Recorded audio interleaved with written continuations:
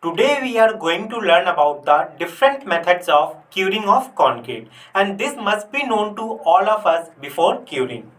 The curing of concrete is the process of keeping the concrete moist and warm after the initial setting of concrete or removal of formwork.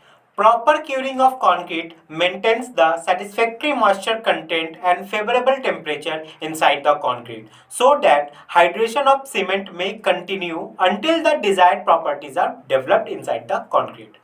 The curing of concrete must be continued for a reasonable period of time to achieve its desired strength and durability.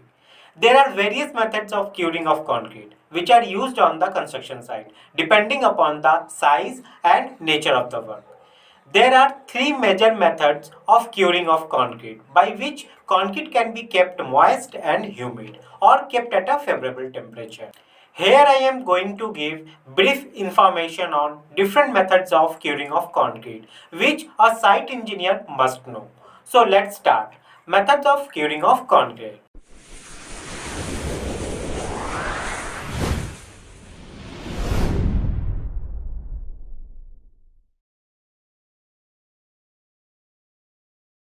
First one is water curing method.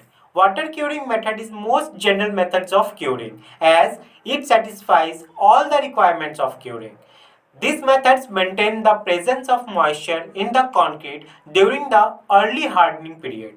Water curing can be done in the following types. The first one comes under water curing method is immersion method. This is the best water curing method. In immersion method, finished concrete is totally immersed in the water. This method of total immersion is practically not possible unless the concrete is a laboratory test specimen for a small precast unit.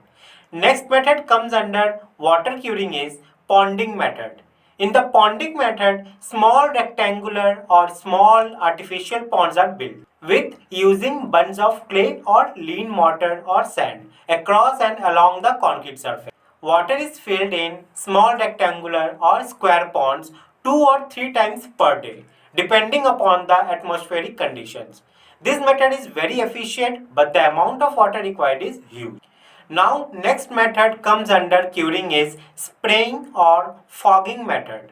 Curing by spraying of water or fogging is one of the conventional methods of curing of concrete in the construction industry. It can be an efficient method for curing by supplying additional moisture during hot weather. By using nozzle or sprayers, water is sprayed on the concrete members which are to be cured. Next method is membrane curing of concrete. This method prevents the loss of mixing water from the surface of the concrete. Sometimes concreting is carried out at remote places where there might be an acute shortage of water. Hence, the large amount of water required for water curing method, which is not possible for economy reasons too. Therefore, membrane curing of concrete can be done in the following types. First type fall under membrane curing is wet covering or moist curing concrete method. In moist curing concrete method, water absorbent fabrics are used to maintain moisture on the surface of concrete by completely covering the surface immediately after the concrete has hardened sufficiently. They must be continuously kept wet to prevent the fabric from absorbing water from the body of concrete due to capillary action. Generally, jute bags, cotton mats, Hessian cloths, etc. are used as a covering. Next method comes under membrane curing is plastic sheathing. Concrete could be effectively covered with a plastic sheet so that it seals the evaporation of water from the concrete. The curing of concrete with plastic sheathing after a short spell of water curing for 1 or 2 days is sometimes beneficial. A plastic sheet made from polythene film is an effective moisture retarder, lightweight and can be used on horizontal and vertical surfaces as well as on the surface of different shapes and sizes.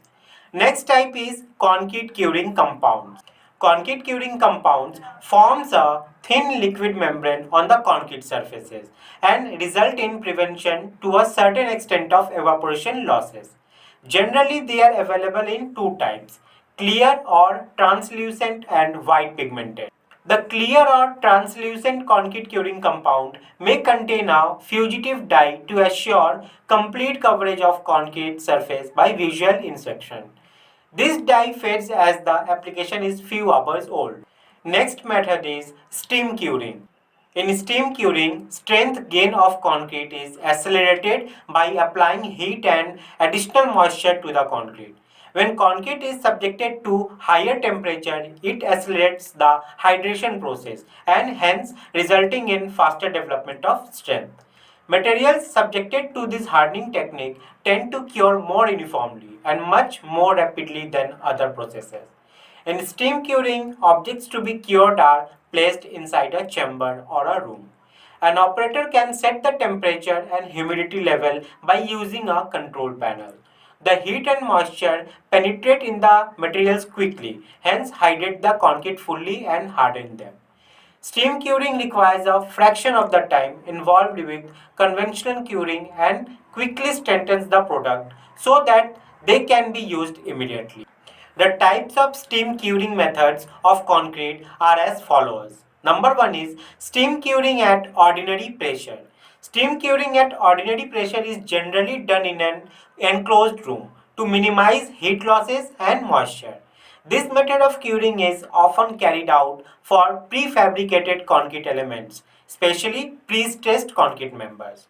Next is steam curing at high pressure. This method is something different from ordinary steam curing. In this method, curing is carried out in a closed chamber and superheated steam at high temperature and high pressure is applied on the concrete. Steam curing at high pressure is also known as autoclaving. The autoclaving process is practiced in curing precast concrete products in the factory, such as lightweight concrete products. Electrical curing and infrared radiation curing are non-conventional methods of curing of concrete. These methods are practiced in cold countries such as Russia.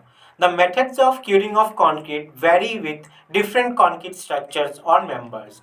All the methods of curing of concrete cannot be applied for all types of concrete structures. Choose the appropriate concrete curing compound to achieve desired strength, depending upon the specification of the construction project. So guys, this is all about different methods of curing of concrete, which must be known to all of us before curing. I hope you all have liked it.